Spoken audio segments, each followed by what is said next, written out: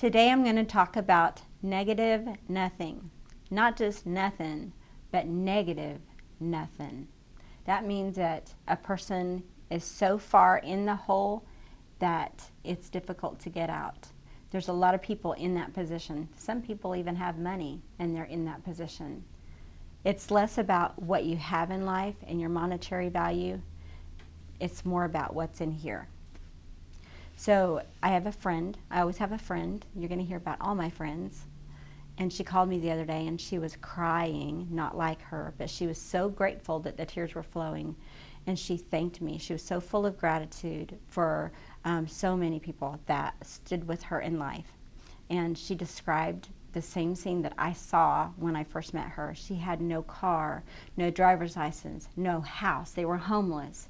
She had her children were taken away by the state, so she didn't even have her children. She couldn't stay sober long enough to get her children back. She and her husband were so lost. It wasn't just that they didn't have all of those things that I just mentioned, but they didn't have God. So when you don't have God, even if you have all those things, I promise you, you're still at negative nothing. I want to read something from God's Word today, and it's from Proverbs. And it's actually one of my favorite things to tell people because it's like a promise that you can hold on to. You can really keep this. And it's found in Proverbs chapter 2. And I'm going to start reading in verse 3, and I'll end in verse 11.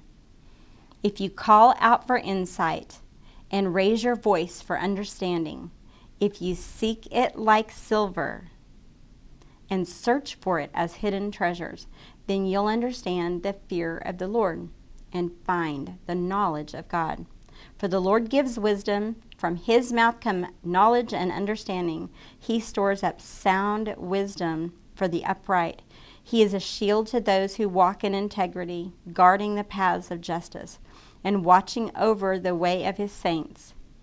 Then you will understand righteousness and justice and equity, every good path. For wisdom will come into your heart, and knowledge will be pleasant to your soul. Discretion will watch over you. Understanding will guard you.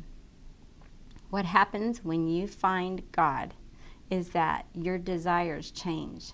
When you seek him like you would treasure, let's put it this way. If I gave you a pickaxe and a shovel, and I told you that in your backyard there was enough to keep you going for the rest of your life, enough gold, silver, money to keep you going for the rest of your life, not just for you, but for your kids, that they would live high on the hog for the rest of their life. What about their kids, your grandkids? There's enough there for that too. What about the next generation? There's enough for that too. What if I told you that if you believe this, it will take care of you for the rest of your life? It says to seek for it as hidden treasure. So God says that if you seek for him for insight and knowledge like that, like you're going to actually dig it up. You're going to look through his word just like that. It's more valuable than any of the things that you want in life. And if you do that, do you understand what will happen? It says, you will understand righteousness and justice and equity, every good path, for wisdom will come into your heart, and knowledge will be pleasant to your soul. He will take care of you, God. He will take care of your children and their children. When you seek after him, the desires of your heart changes, and that is just flat truth from God's word. So that is moving from negative nothing to everything that you could possibly want. It's not a trick. It's not for the weak. God's word actually works. So when a person comes into Finding the Family, we love this when we're dealing with negative nothing because they have everything to look forward to.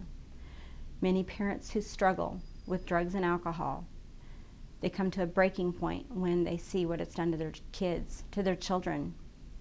So we offer a 1-year program that helps our families hit the reset button.